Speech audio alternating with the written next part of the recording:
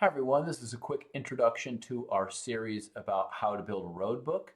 This video is the first in the series, which is just an introduction, and Jimmy Lewis is going to be helping me with the first three or so of these episodes until we get into the nuts and bolts of actually building the road books, a little bit of background. So without further ado, here's the episode. What we're doing here is this is an intro series to trying to help people understand what a road book is and how to build a road book. There's going to be we have multiple sessions, and this is the first one where we're going to be just an introduction to what is a road book and how can I use it. And I have Jimmy Lewis here with me, and he's going to be helping me kind of go through the beginning sessions on some of these and help me provide some background and give a little bit of perspective on what we're doing with road books and why we use them and why we build them and what the reason is for all this. So Jimmy, thanks for joining me. Yeah, glad to be on. Excellent. So at the beginning here, I just wanted to start out with what the goal is. So we have this, where I'm doing multiple videos, but the goal of this is really to help people figure out how to build a road book and understand what it is and why they would do that. So one of the things that this is not is it's not an instructional video on how to build competition grade road books, although you could certainly use this as a starting point for that. But this isn't for building Dakar road books or other rally road books, but it's certainly a primer for something like that. This is really intended for casual user who wants to build some road books, learn about them, build them for his friends, and share some road books that they can go out and use together. So And I get I get calls all the time where people are a fan of rally, and so like they're like, hey, I want to go do Dakar because they just saw it on TV, and what do I have to do? So they really don't even know the first steps, and then some people really get into the nuances of really understanding making a road book, and it's well, as we'll get into, it's difficult, it's challenging, but it's fun, and it's adds a whole new element to your riding experience where there's all different kinds of things. It's sort of like a very advanced or challenging dual sport ride, something that's really detailed. Yeah, and one of the things that I find interesting is that I think that some people we make the Rally Blitz apps, and we do that so that people can actually enjoy these road books, this road book activity digitally. But I have people who contact me not associated with the Rally Blitz, but just personally because I've built a lot of road books, saying, "Hey, can I just have some road books?" And I think there's some things that there's actually a benefit to learning how to build road books, even if you actually only use them for yourself. And one of the things about building these road books is it actually helps you understand the basics about navigation. Because as I learned very first time in the class with you, Jimmy, that it's one thing to just be a consumer of these things, and it's another thing to actually go out and build one and understand how difficult it is, and sort of get into the head, like I think the word you like to use is get in the head of the map book builder. Yeah, and because in reality it is almost like an art form, and it's you can take two guys that do the exact same route that make the same map book for the same route, and they're going to be different because people interpret stuff differently. And even with my high level racers, I still make them on a regular basis, make map books that everybody else does, and then we talk about what was good about them, what was bad about them, and then on my side I'm learning about how they think and stuff for higher level stuff. But I think what it really comes down to is a good core understanding of the basics, what a road book actually is. And I have a couple that I'm holding up in my hands. Here's one built with Tulip, and there's a lot of different software that you can use for building the road books. And when you kind of have to basically say what is it. And I can kind of go over some of the the instructions. It's generally there's the distance you've gone, which should point to an exact spot on the ground.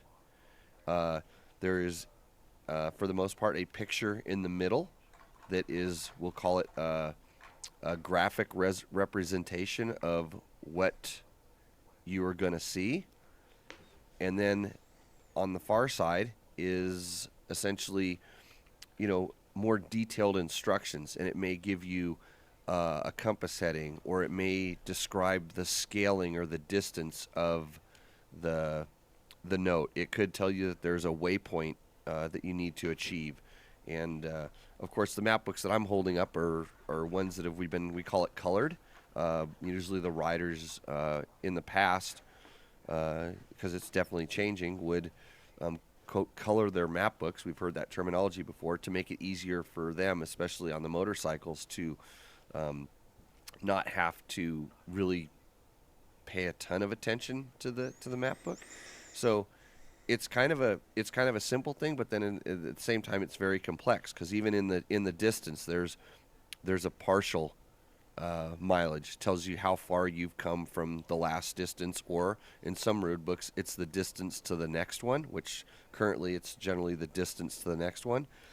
And there's a number on the side. Sometimes that tells you the number of the note, and just there's lots of information in a very small space.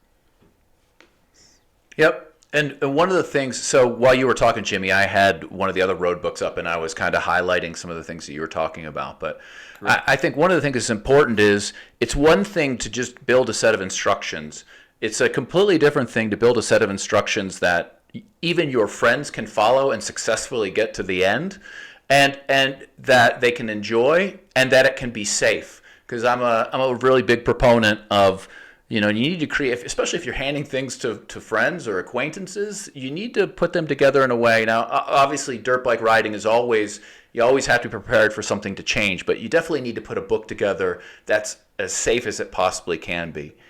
Yeah, that is difficult, because when if you make a map book today and then you have a rainstorm next week, things can change. If you wait a year, possibly gates could go up, or fences that were open could be closed. So there's a lot of different things. And I know, for instance, when somebody hands me a road book, I don't ever expect it to be. It doesn't mean I can throw my terrain reading and my safety out the window, because now I'm on what is essentially a marked course.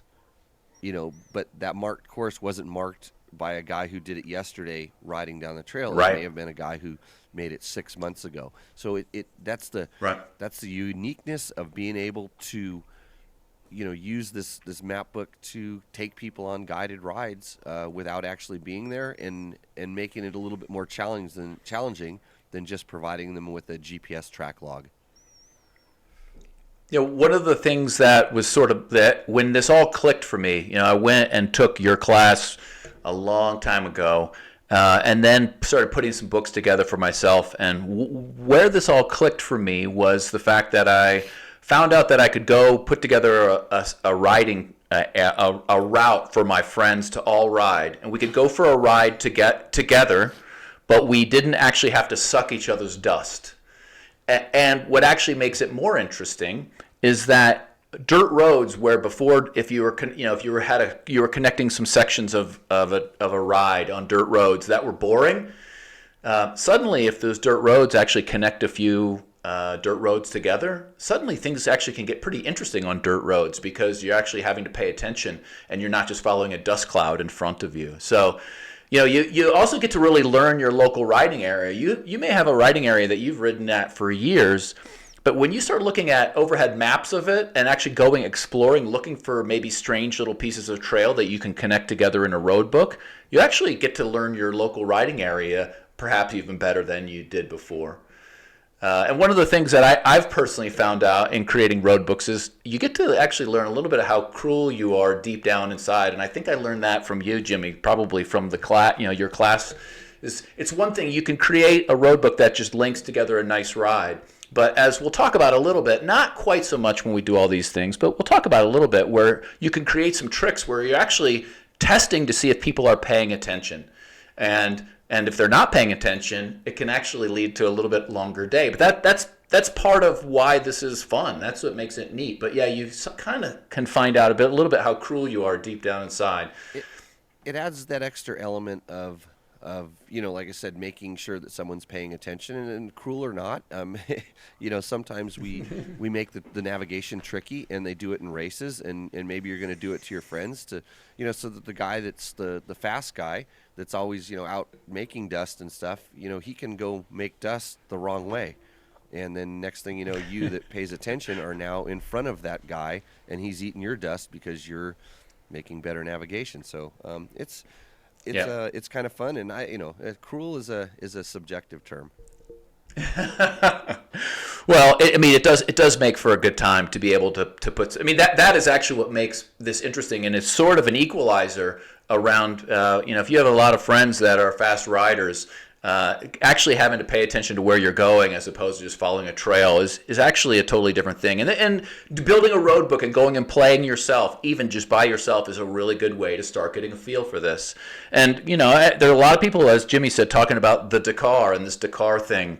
And if you want to know what all that, what's going on with all that stuff on their dashboard and what does all that mean, it looks complicated. There's a lot to it. There's a lot of nuances, but it's not that complicated, and you can build it yourself. And here we're talking about motorcycle stuff. I mean, I'm a motorcycle guy, but if you can actually build road books that apply for four-wheel vehicles also. I know people that do it with side-by-sides. They have enough dirt roads in an area, and maybe some towns that can be linked together by dirt roads, and they've put together road books for four-wheeled vehicles also. And it's also not about speed. This isn't about, I mean, of course, in an organized race, it's about speed. But when you're just out enjoying this, it's about navigating something and actually not having a GPS track to follow. So it's pretty fun. And as motorcycle riders, I think we kind of get stuck in our own little world, and you don't know how popular this is in the four-wheeled world. I work on an event called the Rebel Rally, where we have stages in the rally they're basically precision enduros using map books, and sometimes the whole we call it a Rebel Enduro Challenge, maybe 3 miles long with 25 instructions, and it's literally telling you to go X amount of feet and turn to this direction on the cap heading. It's all explained kind of in the road book, and it's so I think it's a useful tool, whether you're however you want to get somebody to navigate to unique places. And I think you've mentioned it before. I mean, you could build a road book around your neighborhood. I mean, using city streets and there's all the stuff, and they use them on TSDs. Road books are used. They're used in like World Rally competition, but our format is more of what I would call cross-country rally format. So you're actually getting people to, be able to navigate in places that ordinarily you would have to use something like a GPS or intimate knowledge of the area. Right. Yeah. And the other thing I want to kind of talk about with this is when you build a good road book, one that others can actually navigate safely. Frankly, it's a lot of work. To do it well is a lot of work, and in a way, it's sort of thankless. So, if you want to build road books, you need to actually have a little bit of motivation to want to kind of get to the finish line yourself, so that you can share these with friends. Because the problem is, once you've built it and you've then run it and pre-run it and rerun it, if you actually make one that works well, there are no surprises to you anymore. So there's a little bit of a collective approach associated with building road books, in that if you build some and you build a good one for some buddies, and they maybe watch this video series or know how to build them themselves, you can have an exchange, and you can actually show up on a riding day and exchange some road books and actually all have a great day. And they don't have to be long. We'll talk about that later, but this doesn't have to be 150 kilometers. It can be 15 kilometers and still be super fun. So we'll talk about that a little later. And in the name of it being thankless, if you make a road book, everybody will tell you how bad your road book is, how much it sucks, and just like you will tell everybody else how their road book sucks and it's no good. So it is thankless, but it's super rewarding when you see people getting to the finish line of your road book, and people actually genuinely have a good time doing. But we call it making corrections. They'll give you some corrections for your road book a lot of times, or you realize that they don't know how to navigate. So that's why understanding the basics is really kind of important. That's a good point. And so one other thing I wanted to hit on what we're putting together here is this series about how to build these road books and some of the basics. This isn't a how do I navigate series, and maybe we'll do that sometime in the future. But there are some other places online where you can watch videos where people have road books scrolling as they're navigating a section. And Jimmy teaches classes and he has whole sessions for these things. So we're not now going to talk about what are the nuances on how do I navigate, but there are other resources for doing that right now. But what I find is there aren't any resources on how do I build these things. So that's what we're focusing on here. So, like we talked in the beginning, a rally roadbook is basically a set of instructions to navigate a route without a GPS. And so how do you do that? Well, of course, you need some equipment. Primary is definitely an odometer. Everybody's probably familiar with this because that's what it correlates to the distance. The odometer needs to be resettable so you can adjust it in case your mileage is off or you go the wrong way so you can come back and fix it. Odometer is pretty critical. You will need a compass, so to tell you the direction you're pointing. So some sort of it's best to have a digital displaying compass. A lot of times the GPSs will provide that kind of information, and then a paper style roadbook or a digital roadbook reader, which are getting more and more popular. And so Phil can speak to this, but in our training all the time, we're using the Rally Blitz and RB Nav Pro apps. So I don't need to worry about the odometer and compass on my bike. I have it on my Rally Blitz app. And at the same time, I'm running an iPad that has RB Nav Pro on it, that has an odometer, a compass. It also shows me the waypoints. Rally Blitz can do that as well. And then it's kind of this all-in-one unit that I can go out and navigate with, and I don't have to mess around with these janky rolls of paper that take a long time to tape together, and these are going away in competition too. So it's not going to be long before everybody's running digital type setups. Yeah, and what we found, honestly, without plugging things, because there's Rally Blitz makes some apps, but there are other ones out there as well. The point is, it makes it super. The digital thing may not be as quite as bright or as crisp as paper, but for just enjoying navigation and going out and playing with some friends, it really is hard to beat having all this stuff electronically because you can share the files. You're not. There's no paper that rips out of your roadbook reader and it's blowing in the wind.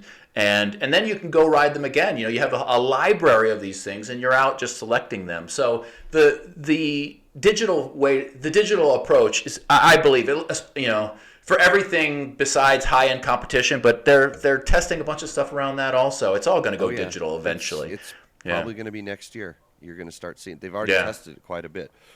But that's sort of the I think it's the future. Just makes it easier in the hour it takes to stitch together a paper roadbook for most people, because we don't have roll printers and the crazy technology you need to do it. Like an organization does.